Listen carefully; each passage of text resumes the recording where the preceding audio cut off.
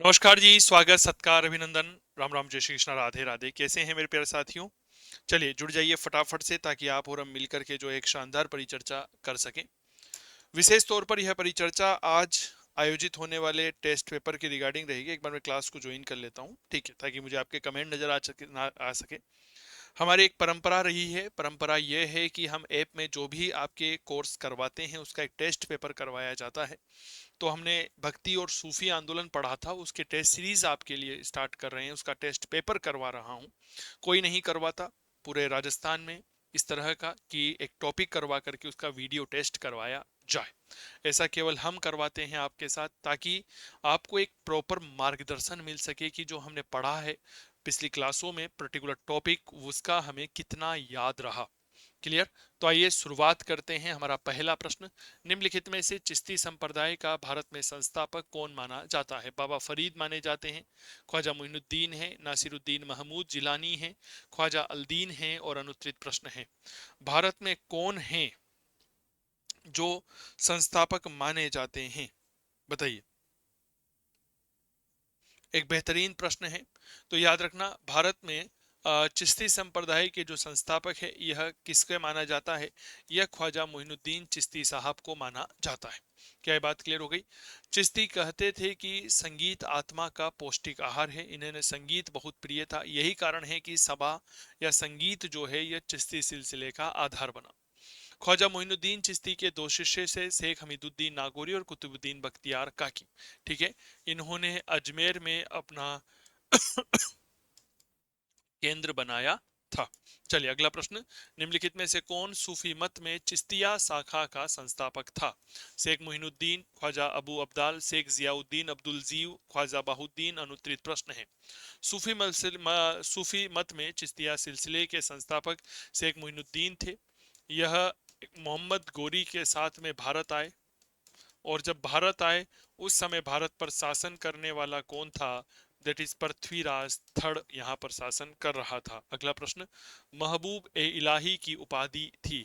मोइनुद्दीन चिश्ती की, हमीदुद्दीन नागौरी, नासिरुद्दीन चिराग की, निजामुद्दीन औलिया की, और अनुत्तरित प्रश्न है। महबूब ए इलाही जो है यह उपाधि मानी जाती है। किसकी उपाधि थी महबूब ए इलाही की? बहुत बढ़िया प्रश्न है। महबूब ए इलाही का तात्पर्य होता है ईश्वर का प्रेमी, और यह उपाधि जो है यह निजामुद्दीन औलिया की मानी जाती है। महबूब ए इलाही का अर्थ क्या होता है? तो आप याद रखिएगा, इसका अर्थ होता है ईश्वर का प्रेमी। क्लियर हो गई? महबूब ए इलाही, इलाही का मतलब भगवान, और प्रेम महबूब है ना, वो कहते हैं ना, बहारों फूल बरसाओ, मेरा महबूब आया है ना। तो यही है मेरा महबूब। मैं गाना वाना नहीं गाता हूँ, मुझे आता भी नहीं है, लेकिन ये तो थोड़ा सा विषय को आसान बनाने के लिए इसका प्रयोग किया जाता है। इनका जन्म 1236 में बदायूं में हुआ था। यह बाबा फरीद के शिष्य थे, और चिश्तिया संप्रदाय के सबसे लोकप्रिय संत शेख निजामुद्दीन औलिया को ही माना जाता है। आपको पता होगा यह दिल्ली के 7 सुल्तानों के समकालीन थे। निजामुद्दीन औलिया का ही कथन था, दिल्ली दूर है। जब जोना खान अर्थात मोहम्मद बिन तुगलक दिल्ली में इनके खानकाह में पहुंचा, तो और दूसरी बात, गयासुद्दीन तुगलक के साथ इनका मन मुटाव था। गयासुद्दीन तुगलक जब बंगाल अभियान पर गया हुआ था, तो उस समय यह कहते हैं कि हुजूर दिल्ली अभी दूर है। तो बंगाल अभियान से जब गयासुद्दीन तुगलक दिल्ली लौट रहा था, तो दिल्ली के पास ही अफगानपुर नामक स्थान जो है, वहां पर लकड़ी का महल गिर जाने से गयासुद्दीन तुगलक की मृत्यु हो गई थी। पता ही होगा आपको। निजामुद्दीन औलिया ने ही कहा था कि मेरी मृत्यु पर मकबरा नहीं बनाया जाए, लेकिन मोहम्मद बिन तुगलक ने इनके सम्मान में दिल्ली के गयाशपुर में मकबरे का निर्माण करवाया था, और इनके शिष्य जो अमीर खुसरो थे, उन्होंने इनकी मृत्यु का समाचार पाते ही अगले दिन ही अपने प्राण त्याग दिए थे। तो उन्हें भी इनके मकबरे के अहाते में ही दफनाया गया था। एकमात्र ऐसे संत थे, यह चिश्ती संत थे, जो अविवाहित रहे थे, निजामुद्दीन औलिया। क्या ये बात क्लियर हो गई? और जन्म कब हुआ था? जन्म हुआ था 1236 ईस्वी में जन्म हुआ था। क्लियर? अगला प्रश्न देखिए, शेख निजामुद्दीन औलिया का जन्म हुआ आगरा में, दिल्ली में, बदायूं में, लखनऊ में, और अनुत्तरित प्रश्न है।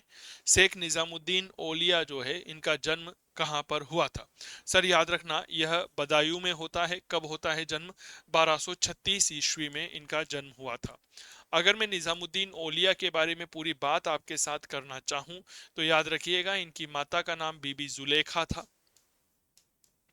इनकी माता का नाम क्या था? तो याद रखिएगा बीबी जुलेखा। बीबी जुलेखा जो है वह इनकी माता हुआ करती है। क्या ये बात क्लियर हो गई? बीबी जुलेखा जो है वह इनकी माता थी। इन्हें सुल्तान उल औलिया यानी कि संतों का राजा भी कहा जाता है। देखो, जब एक बार क्या हुआ, सुल्तान का नाम था अलाउद्दीन खिलजी। अलाउद्दीन खिलजी ने जब निजामुद्दीन औलिया से मिलने की आज्ञा मांगी तो इन्होंने कहा, क्या कहा कि मेरे मकान में दो दरवाजे हैं, यदि यदि सुल्तान एक से अंदर आएगा तो मैं दूसरे से बाहर चला जाऊंगा। ये किसने कही थी? ये निजामुद्दीन औलिया ने ही ये बात कही थी। क्लियर हो गई बात? चलिए, तो निजामुद्दीन औलिया के बारे में याद रखना। निजामुद्दीन औलिया कौन थे? एक सूफी संत थे, हम जानते हैं। और यह किसके थे? यह चिश्ती सिलसिले के एक बहुत प्रसिद्ध सूफी संत हुए हैं। निम्नलिखित में से किस सिलसिले ने निजामुद्दीन औलिया से जुड़े हुए हैं? चिश्ती सिलसिला जुड़ा हुआ है। निम्नलिखित सूफी में से कौन मुजहिद यानी कि सुधारक उपनाम से जाना जाता है? ख्वाजा बहुद्दीन नक्शबंद, ख्वाजा बाकी बिल्लाह, शेख अहमद फारूक सरहिंदी, ख्वाजा मोहम्मद मासूम। अनुत्तरित प्रश्न है। एक ऐसे सूफी संत जिन्हें मुजहिद यानी कि आपके सुधारक उपनाम से जाना जाता है, बताइए। एक और बेहतरीन प्रश्न आप सभी प्यारे साथियों के लिए, कृपया जवाब दीजिए। यह मूल रूप से आप नक्शबंदी सिलसिले के संत हुए हैं। क्या ये बात क्लियर हो गई? और इनका नाम आता है सहक अहमद सर हिंदी। इन्हें क्या कहा जाता है? इन्हें सुधारक कहा जाता है। ठीक है, चलिए अगला प्रश्न देखिए। ख्वाजा कुतुबुद्दीन बख्तियार काकी जो है वह किस सिलसिले से संबंधित है? सुहरावर्दी, कादिरी, नक्शबंदी, चिश्ती। और अनुत्तरित प्रश्न है। कुतुबुद्दीन बख्तियार काकी जो है वह किस सिलसिले से जुड़े हुए हैं? कुतुबुद्दीन बख्तियार काकी चिश्ती सिलसिले से जुड़े हुए हैं। और इन्हीं के सम्मान में आपके दिल्ली में क्या बनी हुई है? तो याद रखिएगा जी, कुतुब मीनार बनी हुई है। बताओ भाई, दिल्ली में क्या बनी हुई है? दिल्ली में कुतुब मीनार बनी हुई है। अगला प्रश्न देखिए। उस सूफी संत का नाम बताइए जिसने दिल्ली में 7 सुल्तानों का शासनकाल देखा। शेख अहमद सरहिंदी, शेख निजामुद्दीन चिश्ती, बाबा फरीद, ख्वाजा मोइनुद्दीन चिश्ती। और अनुत्तरित प्रश्न है। दिल्ली में 7 सुल्तानों के समकालीन कौन रहे? बहुत बढ़िया और अच्छा प्रश्न है। कृपया इस प्रश्न का एक बार जवाब दीजिए। तो हम कहते हैं कि शेख निजामुद्दीन चिश्ती जो है यह दिल्ली में 7 सुल्तानों के समकालीन रहे हैं। अगला प्रश्न। निम्नलिखित में से किसने भारत में सुहरावर्दी पंथ की स्थापना की? शहाबुद्दीन सुहरावर्दी, बख्तियार काकी, शेख बाहुद्दीन जकारिया, निजामुद्दीन औलिया। और अनुत्तरित प्रश्न है। भारत में सुहरावर्दी पंथ की स्थापना करने वाले कौन थे? बताइए।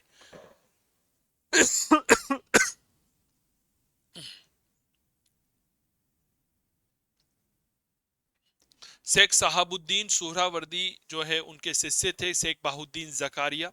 उन्होंने भारत में जो है वह किसकी स्थापना की थी? याद रखिएगा, सुहरावर्दी सिलसिले की स्थापना की थी। क्लियर हो गई? और शेख बाहुद्दीन जकारिया ने मुल्तान को अपनी शिक्षाओं का केंद्र बनाया था। इनका केंद्र क्या था? तो याद रखिएगा, इनका केंद्र हुआ करता था मुल्तान। किसे केंद्र बनाया था? याद रखिएगा, मुल्तान को। अगला। शेख बाहुद्दीन जकारिया संबंधित थे चिश्ती सिलसिले से, सुहरावर्दी सिलसिला, फिरदौसी सिलसिला, नक्शबंदी। अनुत्तरित प्रश्न है। सर, सुहरावर्दी सिलसिले से यह जुड़े हुए रहे हैं। अगला प्रश्न। दारा शिकोह किस सूफी संप्रदाय से संबंधित था? कादिरी, चिश्ती, सुहरावर्दी, नक्शबंदी। अनुत्तरित प्रश्न। देखो, जब हम मुगल काल में शाहजहां को पढ़ते हैं, शाहजहां के 4 पुत्र हुए, है ना। मेरी सास के 4 बेटे थे, तो शाहजहां के 4 बेटे थे। सबसे बड़ा बेटा दारा शिकोह था। ठीक है। सूजा, मुराद, औरंगजेब, सूजा, मुराद और औरंगजेब। तो दारा शिकोह जो है वह कादिरी सिलसिले का अनुयायी था। कौन सा सिलसिला था? तो याद रखिएगा, यह कादिरी सिलसिले का अनुयायी था। क्लियर हो गई? और मियां मीर का शिष्य बना, लेकिन वास्तविकता में यह मुल्ला साहब बदस्की की शिष्यता ग्रहण कर लेता है। इसके गुरु का नाम क्या था? मुल्ला साहब बदस्की। मुल्ला साहब बदस्की। क्लियर? अगला प्रश्न। शेख बाहुद्दीन जकारिया किस सूफी सिलसिले से जुड़े हुए थे? चिश्तिया, नक्शबंदिया, सुहरावर्दी, कादिरिया और अनुत्तरित प्रश्न है। शेख बाहुद्दीन जकारिया, भाई साहब रिपीटेड प्रश्न है, सुहरावर्दी सही जवाब रहेगा। अगला, भारत में सुहरावर्दी सिलसिले को लोकप्रिय बनाया था?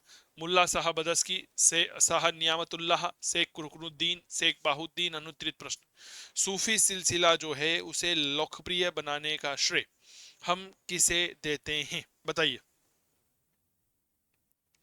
सर। याद रखना, मूल रूप से सुहरावर्दी सिलसिले को लोकप्रिय बनाने का श्रेय जो है हम शेख बाहुद्दीन जकारिया को देते हैं। अब देखो आपने यहाँ पर क्या किया ना, शेख बाहुद्दीन पढ़ लिया, लेकिन हमारे दिमाग में तो बैठा हुआ था कि सूफी सिलसिले की स्थापना शेख बाहुद्दीन जकारिया ने की थी।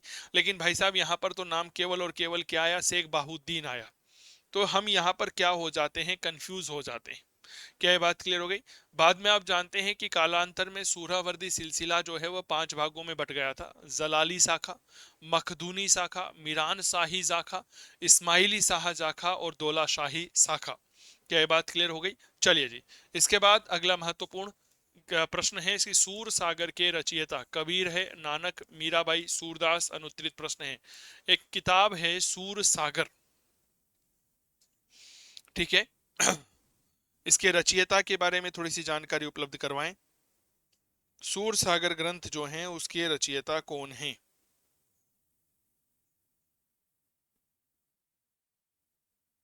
बताइए, बहुत बढ़िया प्रश्न है।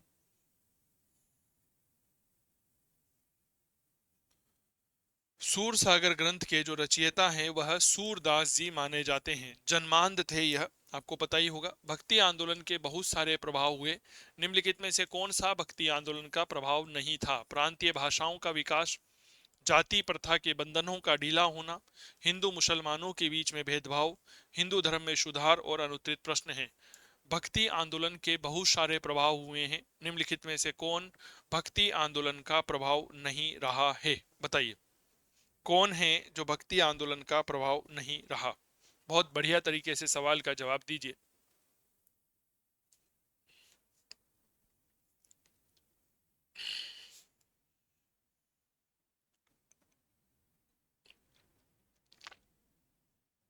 याद रखना, हिंदू और मुसलमानों के बीच में भेदभाव में वृद्धि नहीं सही।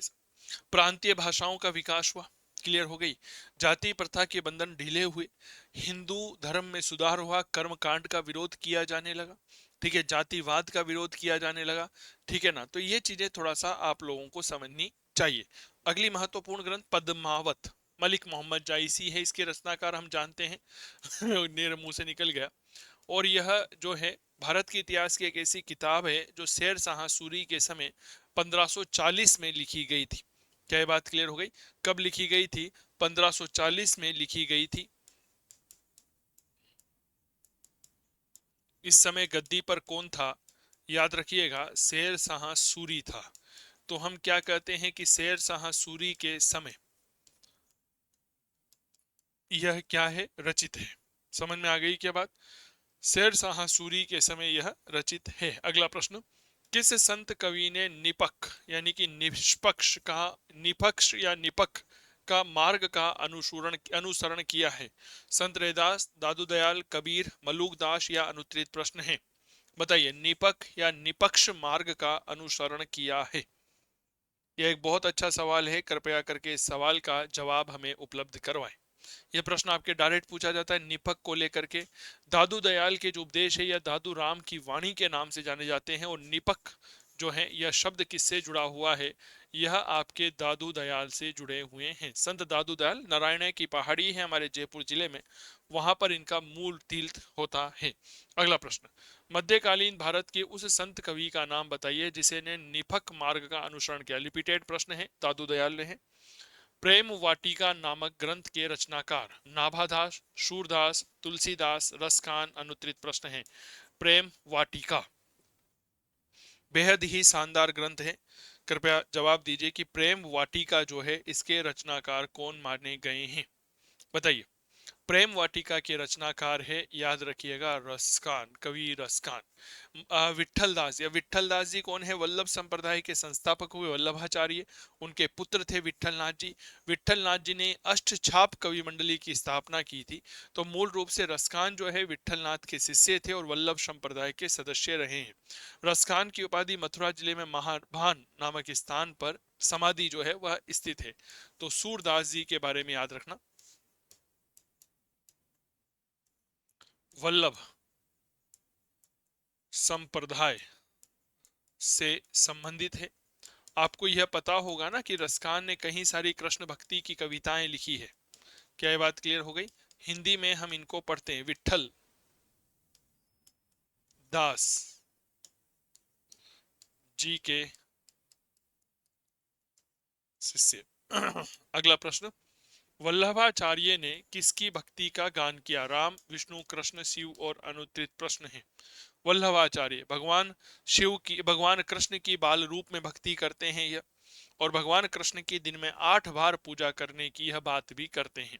क्या यह बात क्लियर हो गई? वल्लभाचार्य ने कृष्ण भक्ति पर बल दिया था। वल्लभाचार्य का भक्तिवाद पुष्टि मार्ग के नाम से जाना जाता है। जन्म और मृत्यु दोनों के संदर्भ में बात है। पिता का नाम लक्ष्मण भट्ट तेलंगाना थे। वल्लभाचार्य ने शुद्ध अद्वैतवाद दिया था, ये बात थोड़ा सा याद रखना। तो भगवान कृष्ण से यह जुड़े हुए, कृष्ण के बाल रूप की भक्ति की थी, बाल रूप की भक्ति की, जिसे हम पुष्टि मार्गीय भक्ति कहते हैं। क्या कहते हैं? याद रखना, पुष्टि मार्गीय हम क्या कहते हैं? भक्ति कहते हैं। और एक बात और समझिए, जब हम वल्लभाचार्य जी के बारे में पढ़ते हैं ना, तो इनका जो वल्लभ संप्रदाय है, वल्लभ संप्रदाय में मंदिर को ठीक हवेली कहा जाता है, और यहाँ पर जो संगीत होता है उसे हम हवेली संगीत कहते हैं। ठीक है। अगला प्रश्न, श्री संप्रदाय किस धर्म से जुड़ा हुआ है? शैव, वैष्णव, बौद्ध, जैन और अनुत्तरित प्रश्न है। श्री संप्रदाय, बताओ भाई साहब, श्री संप्रदाय जो है वह कहाँ से जुड़ा हुआ है? ठीक है, तो याद रखिएगा, श्री संप्रदाय जो है वह कहाँ से जुड़ा हुआ है? थोड़ा सा जवाब दीजिए। तो यह वैष्णव संप्रदाय से जुड़ा हुआ है। ठीक है, चलिए अगला प्रश्न, भेदा भेद का सिद्धांत किसने दिया? वल्लभाचार्य, निम्बार्काचार्य, माधवाचार्य, रामानुजाचार्य, अनुत्तरित प्रश्न है। बताओ, भेदा भेद का संप्रदाय। ठीक है, भेदा भेद, इसे द्वैता द्वैतवाद भी कहते हैं। इसे ही क्या कहते हैं?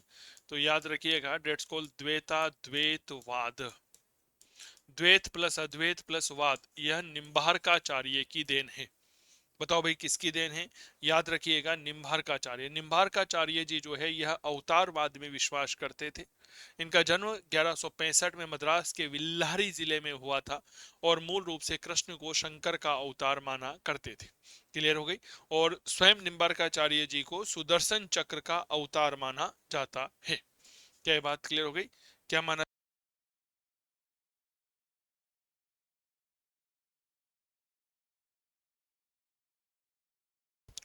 वारकरी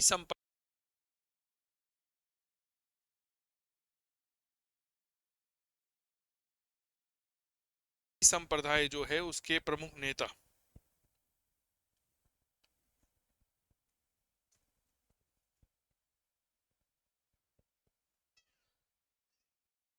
बताइए।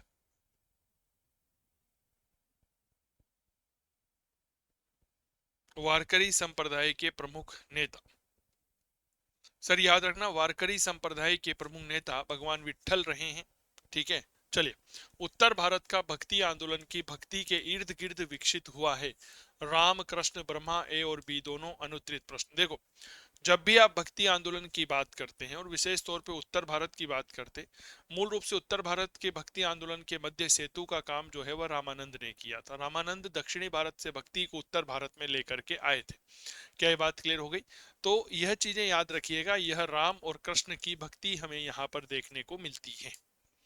वह स्थान जहाँ रामानुज ने शिक्षण का कार्य किया, मदुरई, मामल्लपुरम, सोमनाथपुरम, श्रीरंगम और अनुत्तरित प्रश्न है। वह स्थान जहाँ रामानुज ने जो है मूल रूप से शिक्षण का कार्य किया था। रामानुजाचार्य जी ने कहीं ना कहीं दक्षिण भारत में भक्ति आंदोलन की शुरुआत की थी। यह चोल राजा कुलुतुंग प्रथम के समकालीन थे, उनके साथ मतभेद हुए तो यह श्रीरंगम इनको छोड़ना पड़ा था। ये बात थोड़ा सा याद रखिएगा। तो इन्होंने भक्ति आंदोलन कहाँ पर शुरू किया था? इन्होंने भक्ति आंदोलन तमिलनाडु के श्रीरंगम में प्रारंभ किया था। सर सुमेलित करिएगा, सूची 1 है और सूची 2 है। यहाँ पर हमारा कुछ संत दे रखे हैं और यहाँ पर हमने उनके क्षेत्र आपके समक्ष हैं।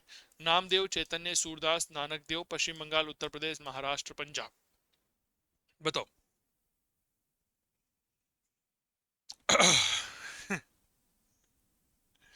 एक बहुत अच्छा प्रश्न है। सामान्य तौर पर इस तरह के प्रश्न हमारे एग्जाम में आते हैं। देखिए, नामदेव हो गया, ज्ञानदेव हो गया, रामदास हो गया, वसंत तुकाराम जी हो गए, ये महाराष्ट्र के हैं। चैतन्य महाप्रभु पश्चिमी बंगाल में है, आधुनिक वैष्णववाद के जनक हैं। सूरदास उत्तर प्रदेश के, गुरु नानक पंजाब के हैं। तो आप यहाँ पर देखिएगा, 3 हो गया, 1 हो गया, 2 हो गया, 4 हो गया। तो सही जवाब होगा 3, 1, 2 और 4, यानी कि ऑप्शन नंबर 3 यहाँ पर सही जवाब हो। बताओ क्या ये चीजें क्लियर हो गई क्या? हाँ या ना का जवाब जरूर साझा करिएगा, जितने भी प्यारे साथी जुड़े हुए हैं। अगला प्रश्न, किस संत ने संकीर्तन और नगर कीर्तन के रूप में भक्ति गीतों को गाने की परंपरा शुरू की थी? कबीर, नानक, चैतन्य, रामदेव, नामदेव। अनुत्तरित प्रश्न, यानी कि एक ऐसे भक्ति संत जिन्होंने कहा कि अगर आपको ईश्वर को प्राप्त करना है तो आप कीर्तन करिए। जैसे हम देखते हैं ना, ये सुबह सुबह हमारे प्रभात फेरी ये निकलती है, और प्रभात फेरी का संबंध इनसे ही रहा है। क्लियर हो गई? तो बताइए सर, याद रखिएगा चैतन्य महाप्रभु। ठीक है, अगला प्रश्न देखिए, निम्नलिखित में से संतों में से किससे उसके अनुयायी विष्णु का अवतार मानते थे? चैतन्य, रामानंद, रामानुज, वल्लभाचार्य। अनुत्तरित प्रश्न है। एक ऐसे भक्ति संत जिन्हें उनके अनुयायी जो है वह विष्णु का अवतार कहते हैं। भाई ये कोई और नहीं, ये भगवान विष्णु के ही साक्षात अवतार है। बताओ।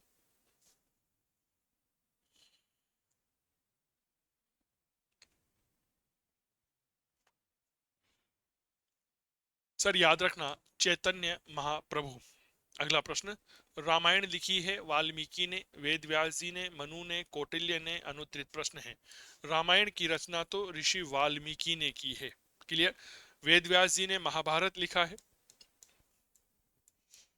मनु ने मनु संहिता लिखी है, या मनु स्मृति लिखा है, मनु स्मृति लिखा है। कौटिल्य ने अर्थशास्त्र की रचना की है। बताओ किसकी रचना की है? अर्थशास्त्र की। तो ये थे कुछ शानदार प्रश्न। उम्मीद करता हूं आपको यह सेशन अच्छा लगा होगा। तो हमें जरूर बताइएगा, चूंकि ये यूट्यूब पर भी लाइव होने वाला है, इसीलिए बताना आवश्यक है। आप हमारे ऑनलाइन कोर्स के लिए हमारा एप्लीकेशन डाउनलोड कर सकते हैं, जिसका लिंक हमने डिस्क्रिप्शन में दे रखा है। जय हिंद, जय भारत, स्वस्थ रहे, मस्त रहे, तंदुरुस्त रहे, करते रहे इतिहास की बात। चंदू जैन के साथ, नमस्कार।